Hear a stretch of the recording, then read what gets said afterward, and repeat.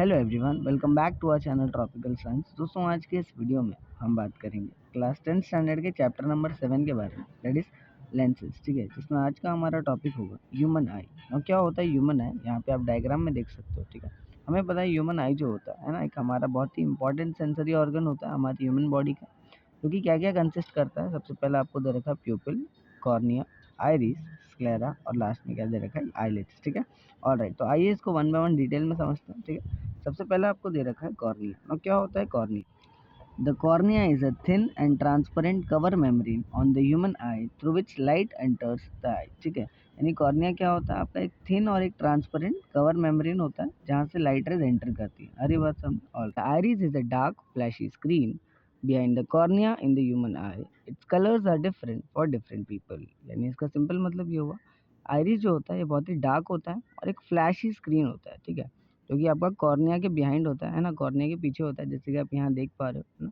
यहाँ पर कॉर्निया है, उसके पीछे क्या आपका आइरिस होता है। ठीक है, ऑल राइट ना। तो कोई डिफरेंट डिफरेंट पीपल्स के लिए है ना, इसका कलर भी क्या होता है, डिफरेंट होता है। आपने अक्सर देखा होगा कुछ लोगों के आई कलर जो होते हैं ना, किसी के ब्लैक होते हैं, किसी के ब्राउनिश होते हैं, राइट। फॉरेन कंट्रीज में अक्सर है ना ब्लूइश देखा गया है, ग्रीनिश होता है, राइट। तो ये सारे डिफरेंट डिफरेंट पीपल्स के आई कलर क्या होते हैं, डिफरेंट होते हैं। अरे बात सुनना, all right.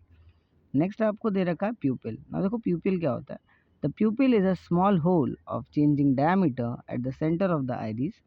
It's control the amount of light entering the eyes. देखो ध्यान से, यहाँ पर आपका जो प्यूपिल होता है ना, एक स्मॉल होल होता है। ठीक है, सेंटर में होता है, आइरिस के एकदम सेंटर में, आप यहाँ देख पा रहे हो डायग्राम। ठीक है, और इसका जो डायमीटर है ना, इसका जो ये डायमीटर है, डायमीटर वो चेंज होते रहता है डिपेंडिंग अपॉन द है ना अमाउंट ऑफ लाइट जितना उसमें एंटर कर रही है, राइट। अच्छा, और मान लो इन केस अगर आपका जो लाइट एंटर कर रही है ना वो ब्राइट हुई, ज़्यादा लाइट हुई, ज़्यादा से ज़्यादा लाइट रेज अगर एंटर कर रही है, ठीक है, तो उस केस में जो आपका प्यूपिल है वो कॉन्ट्रैक्ट कर जाता है। कॉन्ट्रैक्ट कर जाता है मतलब उसका साइज़, उसका डायमीटर छोटा हो जाता है। वाइल अगर मान लो आपका जो लाइट रेस है ना एंटर जो कर रही है वो बहुत ही डिम है ना, बहुत ही डिम लाइट एंटर कर रही है, तो उस केस में आपका जो प्यूपिल है उसका साइज़ बड़ा हो जाता है ना, यानी वो विडन कर जाता है। अरे बात समझ, ऑल राइट। ना देखो नेक्स्ट आपको दे रखा है आई लेंस। ना देखो आई लेंस क्या होता है। The eye lens is a double convex transparent crystalline lens just behind the प्यूपिल। यानी ये देखो ध्यान से, हमारे आईज में जो लेंस होता है, राइट, वो डबल कॉन्वेक्स होता है और एक ट्रांसपेरेंट होता है, और ट्रांसपेरेंट के साथ साथ वो क्रिस्टलाइन भी होता है। ठीक है, और जो कहाँ पाया जाता है, आपका प्यूपिल के पीछे होता है। ठीक है, ये चीज़ आपको याद रखना है। ना आगे क्या दे रखा है। It provides the small adjustment of the focal length to focus the image and create real and inverted image of the object on the screen. यानी देखो ध्यान से, इसका काम क्या होता है ना, ना देखो इसका काम क्या होता है कि ये क्या करता है, अपने फोकल लेंथ को है ना थोड़ा सा एडजस्ट कर सकता है ताकि इमेज जो है फोकस हो सके, राइट, और आपका फाइनली रियल और इन्वर्टेड इमेज है ना क्रिएट हो सके स्क्रीन के ऊपर। अरे बात समझ, ऑल राइट। नेक्स्ट आपको दे रखा है, देखो ध्यान से, रेटिना। नो रेटिना क्या होता है। The retina is a screen made up of various light sensitive sales. यानी आपका रेटिना क्या होता है, इट इज़ नथिंग बट एक स्क्रीन होता है ना, जो कि बहुत सारे वेरियस लाइट सेंसिटिव सेल से बना होता है, राइट। अच्छा, जब भी लाइट रेज आपकी इस सेल के ऊपर फॉल होती है ना, तो ये सारे सेल्स एक्साइटेड हो जाते हैं और यहाँ पर ये लोग क्या जनरेट करते हैं, इलेक्ट्रिक सिग्नल जनरेट करते हैं।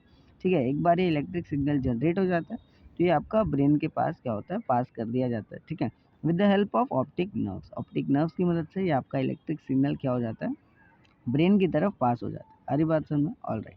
नेक्स्ट फर्दर आपका ब्रेन क्या करेगा, इन इलेक्ट्रिक सिग्नल्स को एनालाइज करेगा और उसको कन्वर्ट करता है। इस इन सच अ वे कन्वर्ट करेगा, इस तरीके से कन्वर्ट करता है कि आपको है ना परसीव हो जाए कि जो ऑब्जेक्ट है वो एक्चुअली क्या है। सारी बात समझ में, ऑल राइट।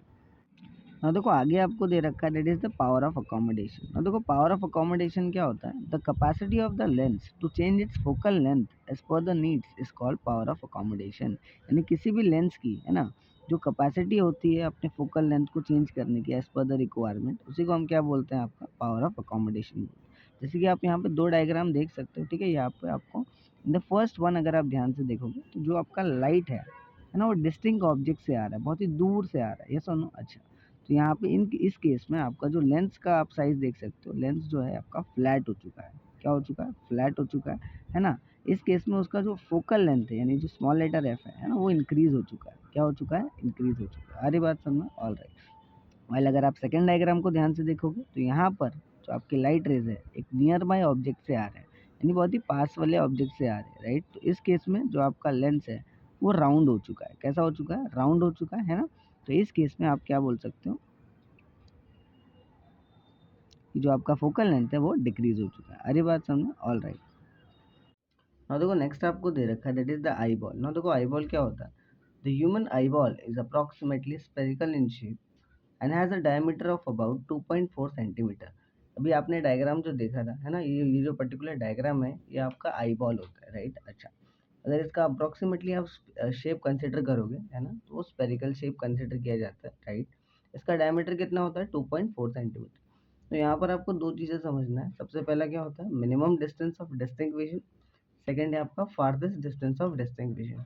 और मिनिमम डिस्टेंस वाला क्या होता है? आइए इसको समझते हैं। The minimum distance of the object from the normal eye at which it is clearly visible without stress on the eye।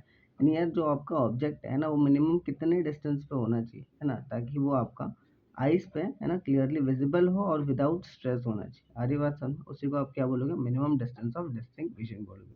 अब देखो जब भी इस पर्टिकुलर पोजीशन पे है ना, इस पर्टिकुलर डिस्टेंस पे जब भी आपका ऑब्जेक्ट प्लेस किया होता है उसको हम बोलते हैं नियर पॉइंट। क्या बोलते हैं? Near point. और ऐसा माना जाता है कि आपका नॉर्मल आइज के लिए है ना नियर पॉइंट कितना होता है? 25 सेंटीमीटर होता है। All right. नेक्स्ट आपको दे रखा farthest distance of distinction. No ये क्या होता है? The farther distance of an object from the normal eye at which it is clearly visible without stress on the eye. इसका सिंपल मतलब ये हुआ कि जो आपका ऑब्जेक्ट है ना, वो मैक्सिमम कितने डिस्टेंस तक आपका प्लेस किया जा सकता है ना, ताकि आपका नॉर्मल ह्यूमन आई जो है ना, विदाउट स्ट्रेस क्या कर सके? उसको क्लियरली विजिबल कर सके। उसी को हम क्या बोलेंगे? फारदेस्ट डिस्टेंस ऑफ डिस्टिंक्विशन बोलेंगे। इस पर्टिकुलर पॉइंट पे है ना, इस पर्टिकुलर डिस्टेंस पे जब आपका ऑब्जेक्ट प्लेस किया होता है उसको हम बोलते हैं फार पॉइंट। और ऐसा माना जाता है कि आपका नॉर्मल ह्यूमन आइज के लिए है ना फार पॉइंट कितना होता है? इन्फिनिटी होता है। सारी बात समझ में? All right. So I hope आपका सारे टॉपिक्स क्लियर हो गए होंगे है ना। अगर आपको कोई डाउट है तो आप नीचे कमेंट सेक्शन में पूछ सकते हो, ठीक है। मिलते हैं नेक्स्ट वीडियो में, तब तक के लिए थैंक यू।